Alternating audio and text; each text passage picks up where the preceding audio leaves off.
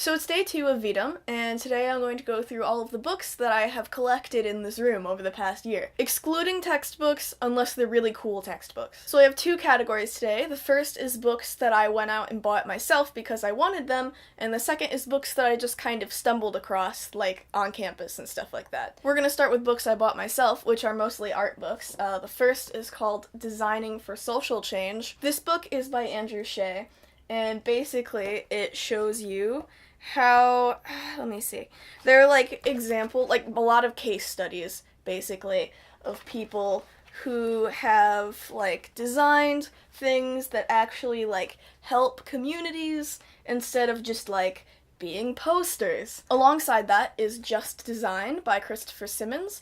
It also is a book of case studies, although not as in-depth. It's mostly just layouts like this that have photographs of different projects and a short blurb about them, and some like profiling of important people, but it's also a good complement to this book. Basically, over the past couple of years, I've discovered that with my graphic design, I want to actually make a difference.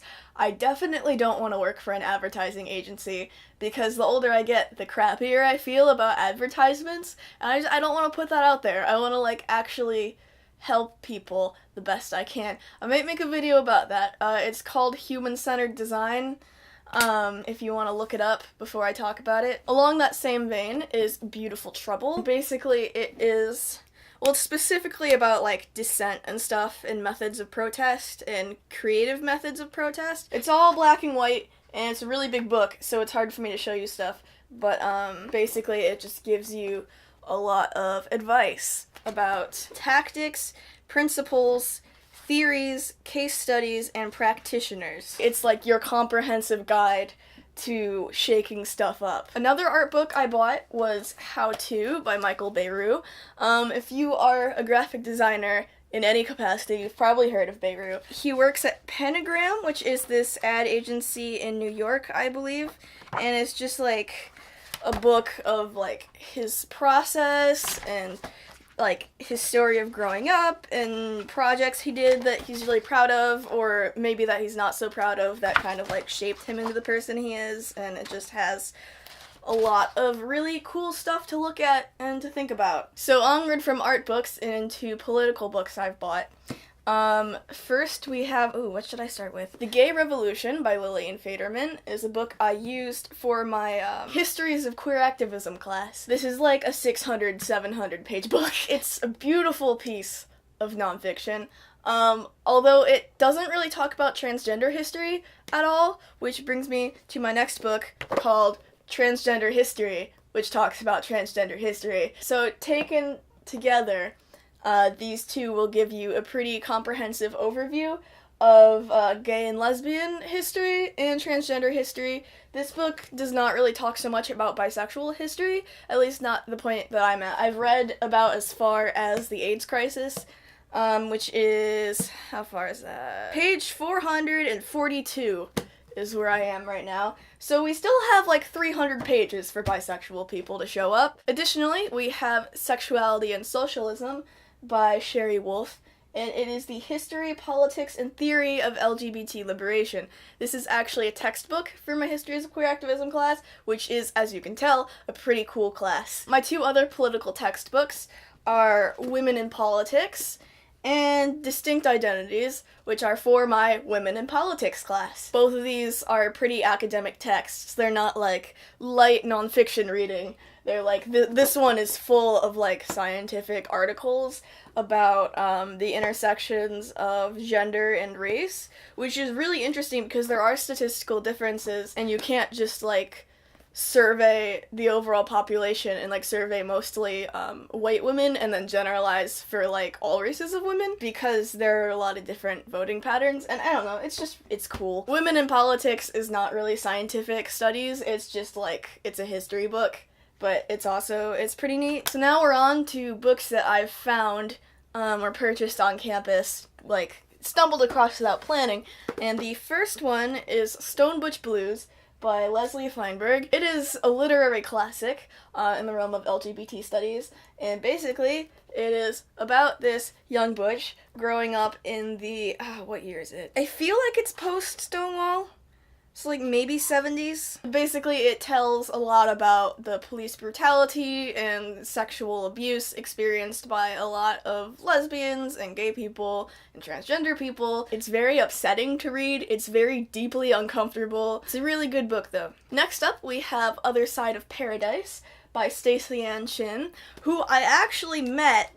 I got this book when she came to school to speak to us, and here is her signature in my copy of the book. Stacey Ann Chin is an activist and performance artist, and she is incredible, and this is basically her autobiography about growing up in Jamaica, in like coming to terms with her sexuality and dealing with abusive family members, and just it's pretty good. It's really good. Next is Reading Lolita in Tehran by Azar Nafisi. I bought this at, what was it? It was a research symposium for cultural studies, I think, and it was being sold from the pop culture collection on campus, so it was like $1. I haven't really gotten far enough to pass any kind of judgment on the book, but it says it's a New York Times bestseller, so it's probably good. Next is Passport Photos by Amitava Kumar, who I probably mispronounced, but I also got this from the same place, also for like $1. I'm not sure how to describe this book, so I'm just going to read a bit from the back.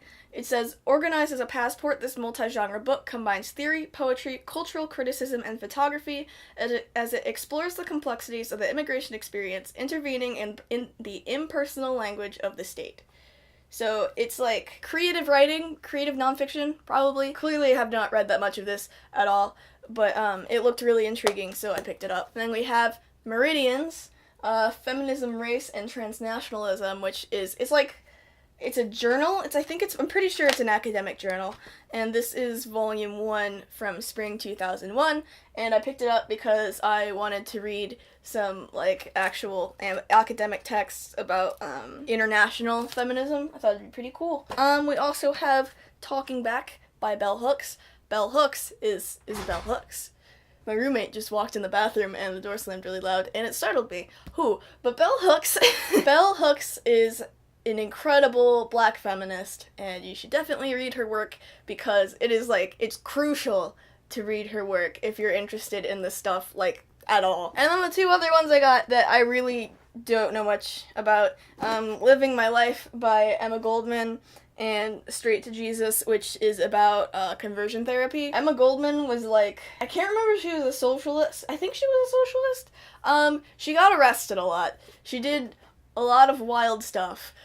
So I picked up her memoir because I figured it would be really interesting to read about her wild stuff. And then I don't know anything about how good this book is because I haven't opened it yet. But conversion therapy is bad and also interesting to read about. This pile of books is getting really tall, just a little bit higher, and it will be on the screen. So these are books I got from the local coffee shop. They were having a book sale because they have an entire library of used books that they sell, but on this particular day, all of them were doubly on sale, which is awesome. So this book is called What Every American Should Know About Women's History. It's just a little book that has some dates and people and what happened. 1881, Clara Barton founds the American Red Cross. Then we have Born for Liberty, A History of Women in America, which is probably exactly what it sounds like. And then we have Revolutionary Mothers, which is a book I've actually started reading a little bit. I haven't read it in a while. I think I started reading it last semester. But basically it is about women during the struggle for independence. So Revolutionary War, basically. Not gonna lie, I picked this up after listening to Hamilton. Okay, and the last two books I got are the controversial ones. The first one I got from a sale at the library, and it is called Abortion and American Politics. This book is actually nonpartisan. It just follows, the Supreme Court history of abortion rights and just, how the court was changing during different years and, the rhetoric used by both sides.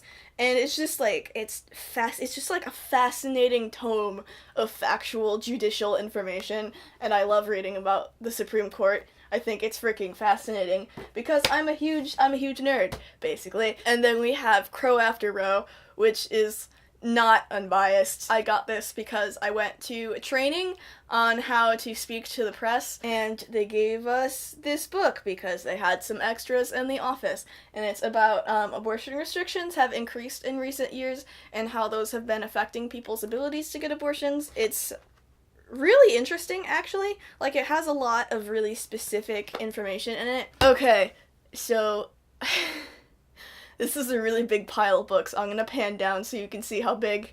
Look at that. Lord. Thank you for watching this video. I guess I'll see you tomorrow in whatever I make a video about.